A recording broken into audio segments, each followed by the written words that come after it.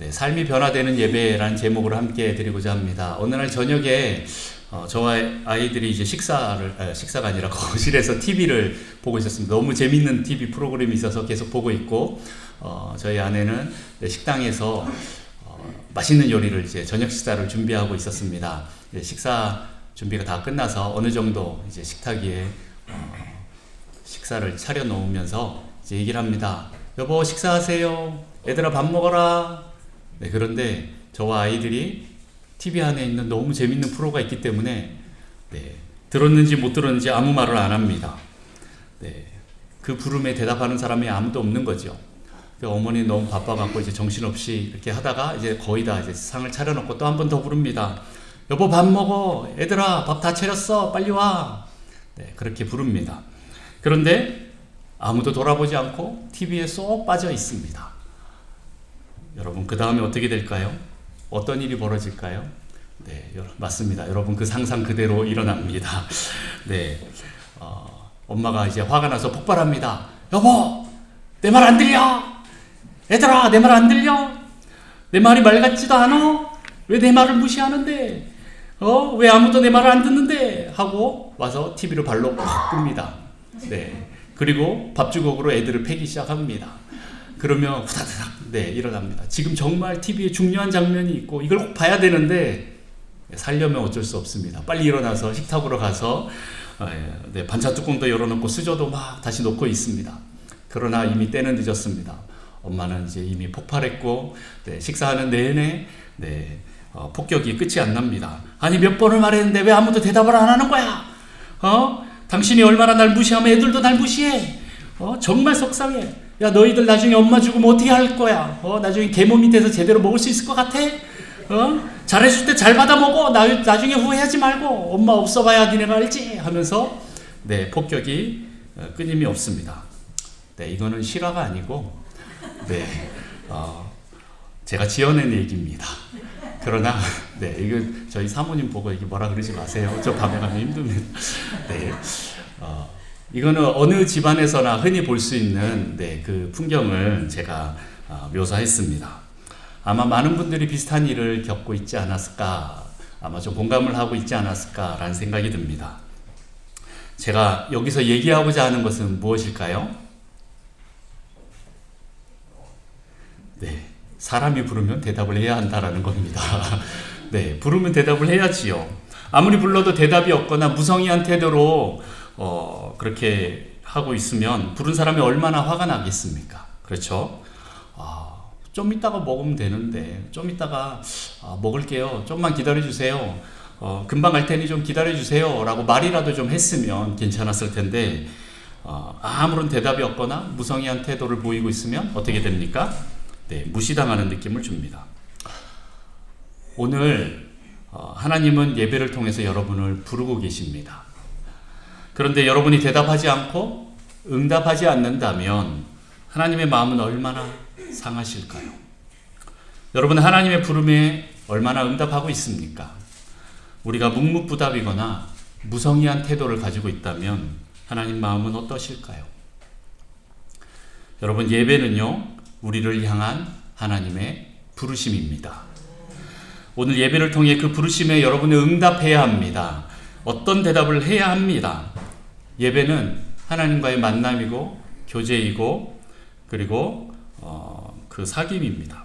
하나님과 만남이라고 하는데 여러분, 예배를 통해서 하나님 만나고 계십니까?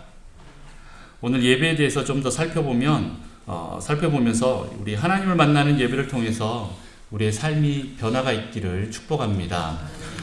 먼저 예배의 그 어원을 좀 살펴보면서 같이 좀 들어가고자 합니다. 예배의 어원은 히브리어로 아바드 샤하라는 단어가 있는데요. 이거는 섬기다, 부복하다라는 뜻입니다. 부복하다라는 건 뭐죠? 엎드리다라는 겁니다. 완전히 엎드리는 것을 말하는 겁니다. 헬라어로도 이 예배라는 단어는 프로스큐네어, 라트리오라는 단어를 씁니다. 어떤 뜻입니까? 경배하다, 받들어 섬기다라는 이런 의미가 있습니다. 즉, 이 단어들은 그러니까 옛날에 그 시대로 말하면 노예들이 주인을 섬길 때 썼던 사용하는 단어들입니다. 노예가 주인에게 무릎을 꿇고 아니면 엎드려서 주인의 발에 입을 맞추는 겁니다. 주인이 외출했다가 돌아오면 어떻게 합니까? 노예는 얼른 달려가서 무릎을 꿇고 그 주인의 샌들을 풀어드립니다. 그리고 물을 가져와서 발을 씻깁니다.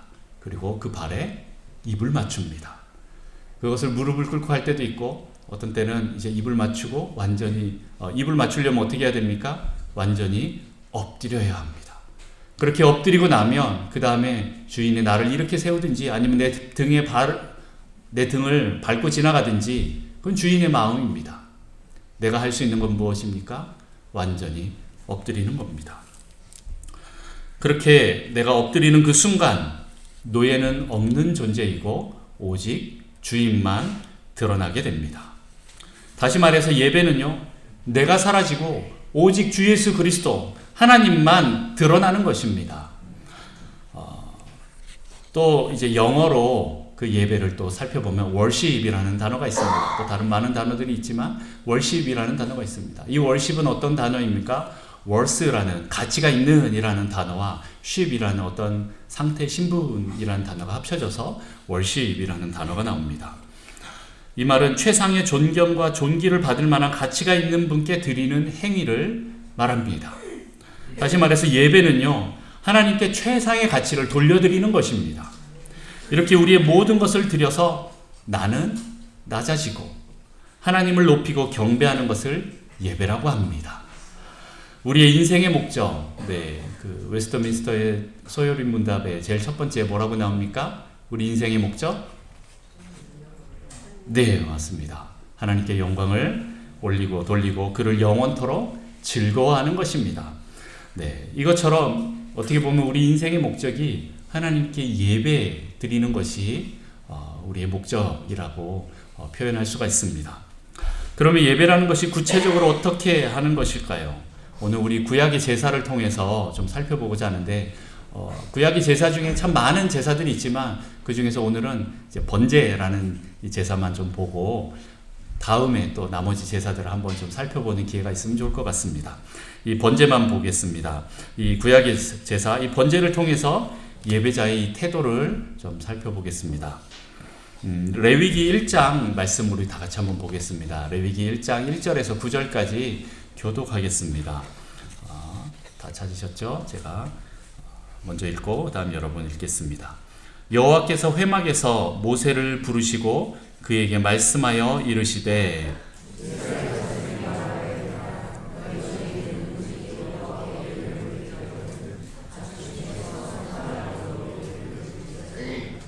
그 예물이 소의 번제이면 흠없는 수컷으로 회막문에서 여호와 앞에 기쁘게 받으시도록 드릴지니라.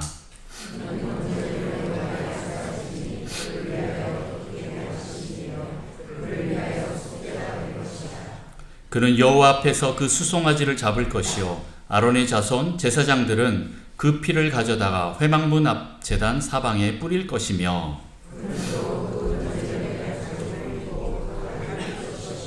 제사장 아론의 자손들은 제단 위에 불을 붙이고 불 위에 나무를 버려놓고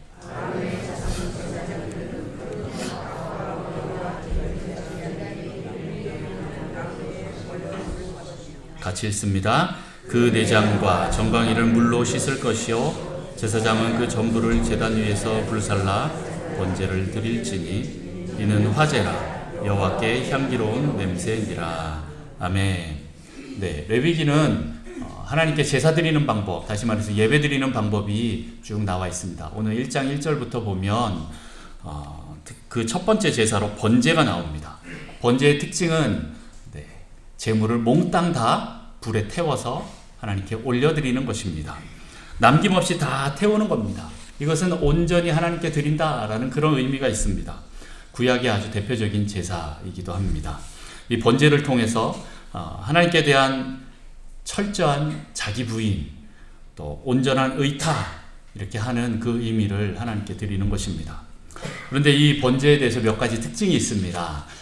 3절 말씀을 제가 잠깐 읽겠습니다. 그 예물이 소의 번제이면 흠없는 수컷으로 회막문에서 여호와 앞에 기쁘게 받으시도록 드릴지니라 라고 나와 있습니다. 네, 첫 번째 특징은 무엇입니까? 흠없는 제물을 바쳐야 한다라는 겁니다. 흠없는 제물을 바치려면 제사 드리러 왔을 때 그때서야 보면 될까요? 아니면 제사 전에 미리 살펴봐야 될까요? 네, 제사 드릴 때 보면 안 되고 그 전에 이미 준비가 되어야 한다라는 겁니다. 하나님께 드리는 제물은 조그만 흠이 있어서는 안 됩니다. 온전한 것을 드려야 합니다. 제가 만약에 제주도에 산다라고 칩시다. 그리고 하나님의 이 성전이 서울에 있다라고 칩시다. 옛날 그 이스라엘 사람들이 그랬죠. 하나님께 제사를 지내려면 어디로 와야 됩니까? 예루살렘, 하나님 성전으로 와야 됩니다. 그러나 사람들이 예루살렘에만 있는 것이 아니죠. 네, 사방에 다 흩어져 있습니다. 그것처럼 이제 제가 만약에 저희 집이 제주도고 제사를 지내는 그 성전이 서울에 있다라고 칩시다. 그러면 제가 제주도에서 먼저 흠없는 소를 택해야 됩니다. 여러분 제주도에 가면 그 한라산 밑에 얼마나 많은 그 소들이 청정한 그 환경에서 뛰어다니는지 아십니까? 거기서 나오는 한라우유, 네, 굉장히 맛있고 진하고 좋습니다. 네, 그런 우유를 생산하는 그 소들이 거기에 있는데 그 중에서 가장 좋은 것을 택해야 됩니다. 그리고 그것을 어떻게 합니까? 네, 제사를 지내는 이 서울까지 데리고 와야 됩니다. 어떻게 데리고 옵니까? 중간에 흠이 생기지 않도록 잘 데리고 와야 됩니다. 소를 데리고 배를 타서 네, 잘 건너고 배멀미하는 소의 등을 두들기며 가면서 얘가 배멀미하지 않도록 잘 하고 또 육지에 내려서 이 소를 데리고 갈 때 소가 다치거나 병에 걸리지 않도록 끝까지 잘 보존해야 됩니다. 서울에 도착했을 때 이 소가 흠이 있으면 어떻게 됩니까? 의미가 없어요. 다시 가야 돼요. 네, 다시 해야 됩니다. 하나님께 드리는 그 제물은 온전해야 되는 거예요.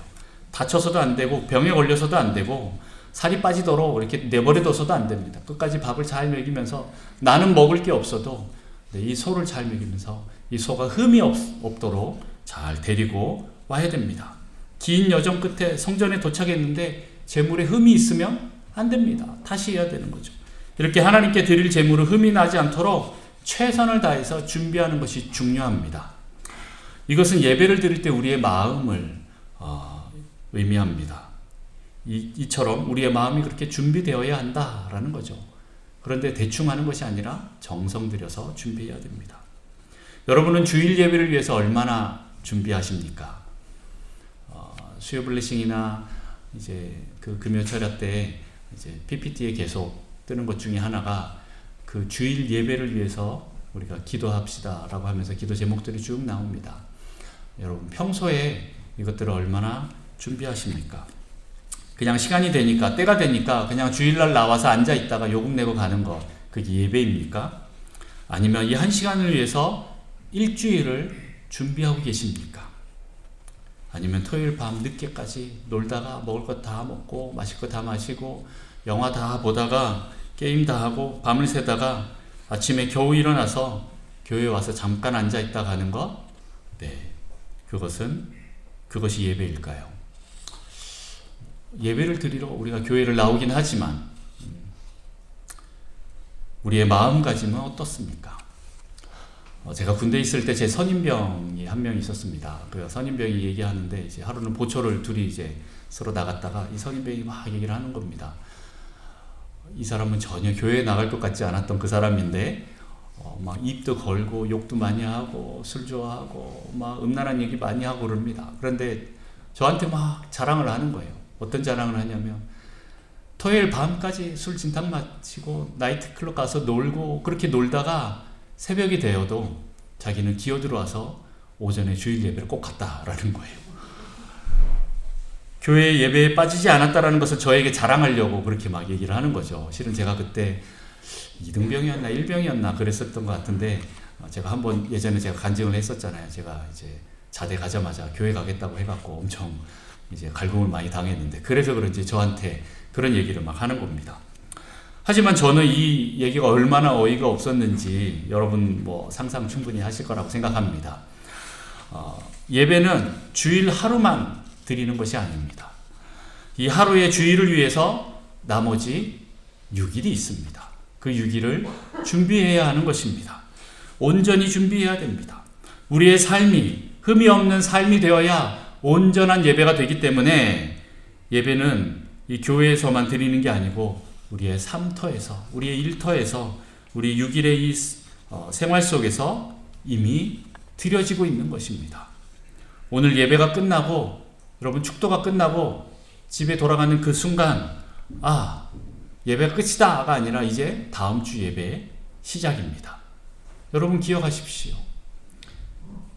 여러분의 삶이 예배의 준비 시간이 되기를 축원합니다. 오늘 로마서 12장 1절처럼 그러므로 형제들아 내가 하나님의 모든 자비하심으로 너희를 권하노니 너희 몸을 하나님이 기뻐하시는 거룩한 산 제물로 드리라. 이는 너희가 드릴 영적 예배니라. 번제의 두 번째 특징이 있습니다. 두 번째 특징은 무엇입니까? 여호와께서 기쁘게 받으시도록 드려야 한다라는 겁니다. 3절 후반절에 보면 그 예물이 소의 번제이며 흠없는 수컷으로 회막문에서 여호와 앞에 기쁘게 받으시도록 드릴지니라 라고 나와 있습니다. 여러분, 이 예배의 주체는 누구입니까? 네, 인간이 아니라 하나님이십니다. 예배는 인간이 보기 좋게 인간을 기쁘게만 하려고 하는 종교의식이 아닙니다. 예배는 언제나 하나님 중심이고 하나님이 기뻐하는 예배를 드려야 합니다. 그리고 하나님의 이 기쁨이 우리에게 오고 또 하나님과 교제함으로 또 하나님께 예배 드리는 이 기쁨이 계속 나에게 채워져야 합니다. 여러분 어떻게 하면 하나님께 기쁨이 되겠습니까? 재물을 흠없게 보존하며 이 제단까지 가져온 것처럼 여러분 우리의 삶도 주님과 동행하며 교제하고 관계하며 주님 보시기에 흠없는 존재로 계속 유지해야 합니다. 이렇게 나 중심의 삶이 아닌 하나님 중심의 삶은 하나님이 기뻐 받으시는 거룩한 산 제물이 됩니다. 또한 이 세대를 본받지 말고 우리의 마음을 새롭게 해야 합니다. 변화를 받아야 합니다. 왜요? 하나님의 뜻, 선하시고 기뻐하시고 온전하신 그 하나님의 뜻을 알아야 하기 때문입니다. 우리 로마서 12장 1절 말씀을 제가 아까 읽어드렸는데 우리 2절 말씀 우리 다 같이 한 목소리로 읽겠습니다. 시작. 너희는 이 세대를 본받지 말고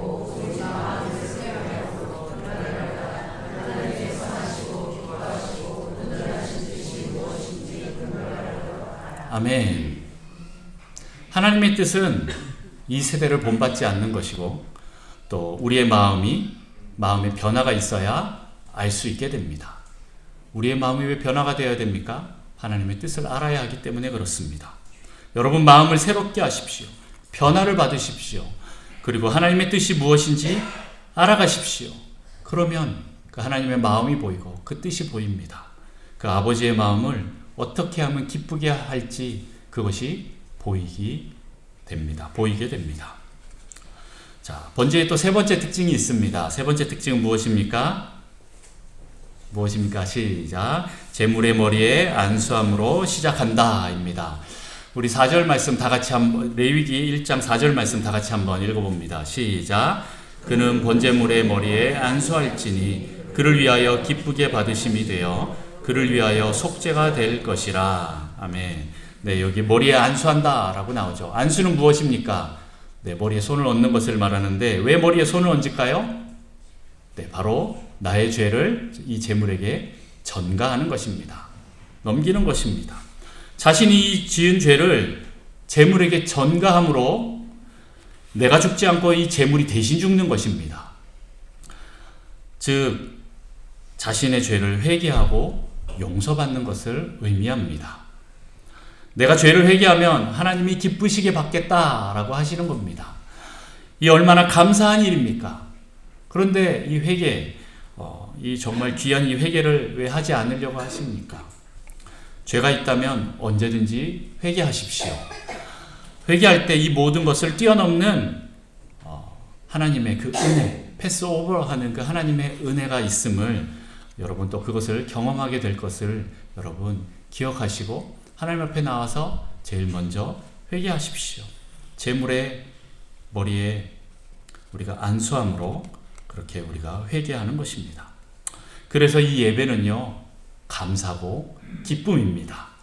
우리가 죽을 수밖에 없는 죄인인데 우리 대신 제물이 되어서 십자가에 달려 돌아가신 그 예수 그리스도로 말미암아 우리가 의롭다함을 받았기 때문에 우리는 하나님을 찬양하지 않을 수 없는 것입니다. 날마다 이 감격이 있어야 합니다. 예배는 이 회개의 감격, 이 감사가 있어야 합니다. 이 감사 찬양이 하나님을 기쁘시게 합니다. 여러분, 회개 없는 예배는 예배의 본질을 망각하게 합니다. 자, 네 번째 특징이 있습니다. 네 번째 특징 무엇입니까? 제물은 제사 드리는 사람이 잡는 것입니다. 5절부터 9절까지 제가 읽겠습니다.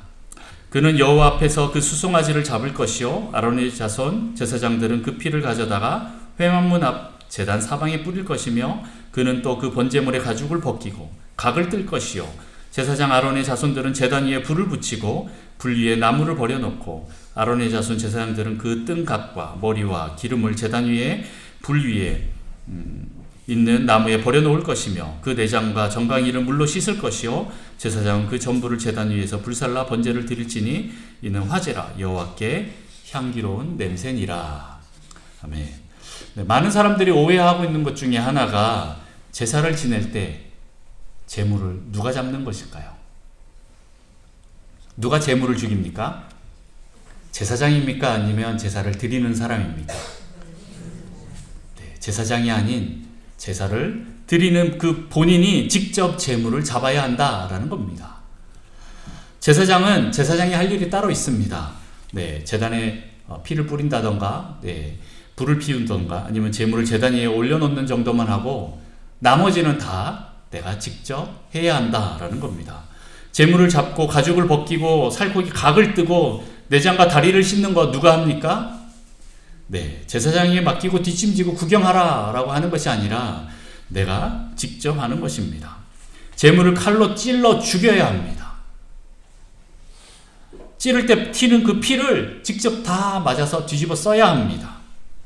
가죽을 벗기고 그 각을 뜨면서 내장과 다리를 씻으면서 그 비릿한 악취들을 맡아야 하고 그것을 감수해야 됩니다.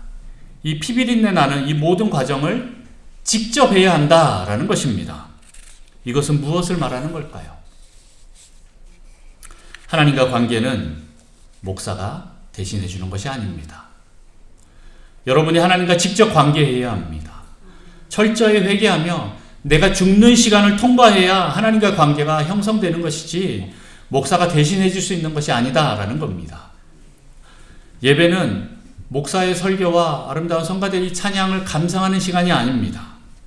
자신의 목을 찌르고 내 가죽을 벗기고 내 안에 있는 이 살들을 다 드러내면서 나의 속사람, 이 내면, 내 마음들을 하나님께 다 드러내야 합니다. 나의 마음과 이 삶을 하나님께 다 드러내야 합니다. 그리고 그날 선포되는 그 말씀 가운데 나의 모든 것을 드러내서 비추어 봐야 합니다. 완전히 굴복하고 완전히 자기 부인하는 시간을 우리가 통과해야 합니다. 그럴 때 나의 심령에 하나님의 그 살아있는 날선 검인 그 말씀이 들어와서 나를 지배하고 한 주간을 통치하는 겁니다. 이런 예배를 드릴 때 우리의 삶에 변화가 있게 되는 겁니다. 그게 아니라 하나님 이것만은 건들지 마세요. 내 내장 안에 똥이 너무 가득 찬데 너무 부끄러워요. 하나님 이거는 못 보여드릴 것 같아요. 아이고 내 배돼지에 이 기름이 너무 꽉 껴갖고 하나님 이거 각을 못 들 것 같아요. 그냥 통째로 그냥 받아가세요. 이렇게 하면 안 됩니다. 여러분 속된 말로 까라고 하면 까야 됩니다. 안 까고 버티면 하나님께 드려지지 않습니다. 우리의 삶을 다 해체해야 합니다. 우리의 마음을 다 해체해야 합니다. 나의 그 모든 전 영역 가운데 조금이라도 흠이 있는 그 영역들을 발견해서 하나님 앞에 회개하고 드려져야 합니다. 여러분, 왜 이렇게 수많은 예배를 드려도 왜 삶의 변화가 없습니까? 예배를 수없이 드려도 내가 죽지 않으면 이 예배는 나를 살리거나 변화시키지 못합니다. 이것은 살아있는 예배가 아닌 죽은 종교의식이 됩니다. 제물은 제단에서 죽어야 합니다. 여러분, 예배를 드리면 변화가 있어야 정상입니다. 예배 전과 예배 후가 달라야 합니다. 예배는 하나님과 만남이고 교제이면서 사귐입니다. 하나님과 인격 대 인격으로 만나고 대화하는 그 시간입니다. 그래서 예배를 통해서 하나님이 우리에게 걸어오시는 그 말을 들어야 합니다.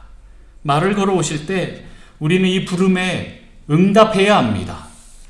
앞에서 이야기했듯이 밥 먹으라고 소리를 쳐도 못 들은 척하는 것은 상대방을 무시하는 그런 결례인 것처럼 하나님의 말씀하시면 우리는 응답해야 합니다.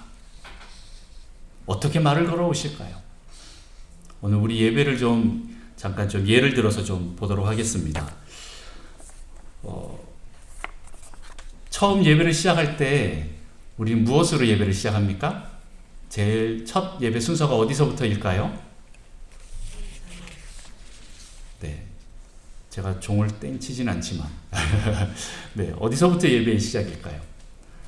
네, 우리 송 목사님이 앞에서 기도하고 같이 찬양을 시작합니다.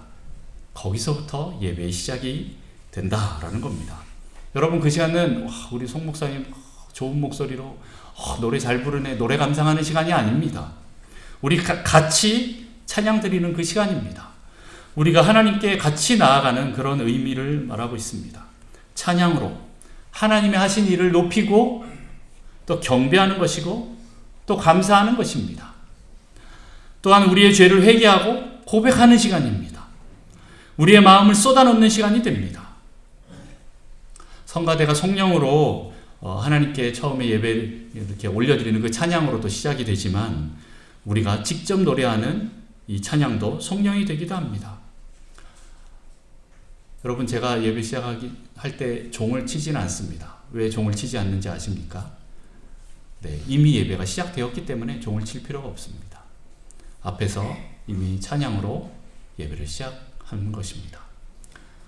나는 그냥 설교 말씀만 들으면 돼 하고 설교 시간에만 들어왔다가 설교 끝나면 얼른 나가는 그것은 예배를 반만 참석하는 겁니다. 그리고 나서 제가 시편 말씀으로 예배로의 부름의 그 말씀을 읽습니다.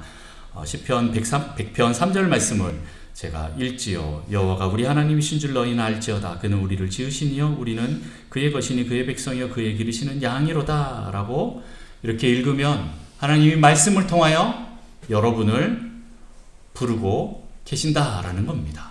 여러분에게 지금 말을 걸어오고 있다라는 겁니다. 나는 너희 하나님이다. 너를 지은 창조주이다.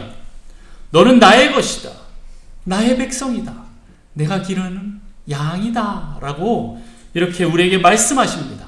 그러면 어떻게 합니까? 그 다음 우리가 찬송으로 하나님께 화답을 하면서 올려드립니다. 그리고 우리의 신앙을 사도신경을 통하여서 하나님께 고백하는 것입니다. 그러면 하나님이 또 교동문의 말씀을 통하여서 우리에게 말씀하십니다. 말을 걸어오십니다. 그러면 우리의 대표자 되시는 집사님 장로님이 대표 기도로 하나님 앞에 또 기도로 나아가는 것이고 또 성가대 찬양으로 우리가 하나님 앞에 우리의 찬양을 마음을 담아서 다 같이 올려드리는 것입니다. 그리고 우리가 또 성도들이 교제가 있죠. 이 성도들의 교제를 통해서 하나님이 우리에게 말씀하십니다. 이렇게 내가 너를 사랑하고 축복한다 라는 그 교제가 있는 것입니다. 그러면 그 다음에 하나님께서 또 이 목사의 말을 통하여서 설교를 통하여서 우리에게 말씀하십니다. 우리가 드리는 예배를 통하여서 하나님이 이 설교를 통하여 또 우리에게 말씀하신다라는 겁니다. 그리고 우리가 하나님께 봉헌을 드립니다. 그리고 목사의 축도로 그 복을 내려주십니다. 우리가 하나님께 봉헌 드리면 하나님이 또 우리에게 축도로 또 우리에게 말씀하시면서 축복하시는 그 의미가 담겨 있다라는 겁니다. 우리는 자주 못해서 조금 아쉽긴 하지만 초대교회에는 거의 매주 했던 것이 바로 성례입니다. 성찬 그리고 세례 이것들이 거의 매주 있었습니다. 어쨌든 이런 수많은 예배의 순서들이 있는데 이 모든 것들이 다 의미가 있다라는 겁니다. 우리가 올려드리고 하나님은 우리에게 또 답해 주시고 말씀해 주시고 그 말씀을 우리가 받아서 또 한 주간을 살아가는 것입니다. 이렇게 하나님은 우리를 부르시고 그리고 말씀하고 계시다라는 겁니다. 우리도 그 부름에 응답하고 찬양하고 신앙을 고백하고 우리 또 성도들의 이 교제를 통해서 하나님의 사랑을 흘려보내서 풍성케 해야 합니다. 또한 하나님께 헌금하고 봉헌함으로 우리의 마음을 표현하고 또 이 물질이 또 다른 많은 어려운 사람들에게 또 사람들을 살리는 일에 쓰이면서 그 사랑이 흘러가게 됩니다. 그리고 예배가 끝나고 가서 또 식탁 교제를 합니다.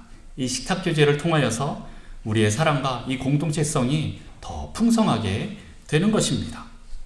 여러분, 이렇게 예배의 모든 순서가 하나님이 우리를 부르시고 계시고 또 우리에게 말을 걸어오시는 것이라고 믿는다면 우리는 얼마나 큰 감격이 있겠습니까? 그런데 믿지 않고 만나지 않고 대답하지 않으면 그냥 우리는 죽은 종교의식을 행하고 있는 것입니다.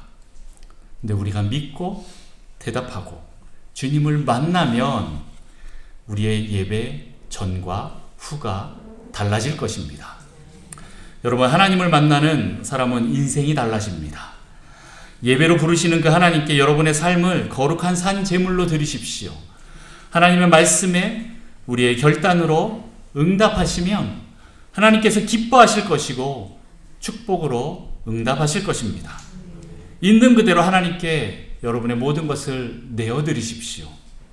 말을 걸어오시는 그 하나님께 여러분을 그대로 내어드린다면 성령님께서 여러분을 만들어 가실 것입니다. 이렇게 우리에게 가장 좋은 것으로 주시려고 하시는 하나님을 만나는 귀한 예배 되시기를 축복합니다.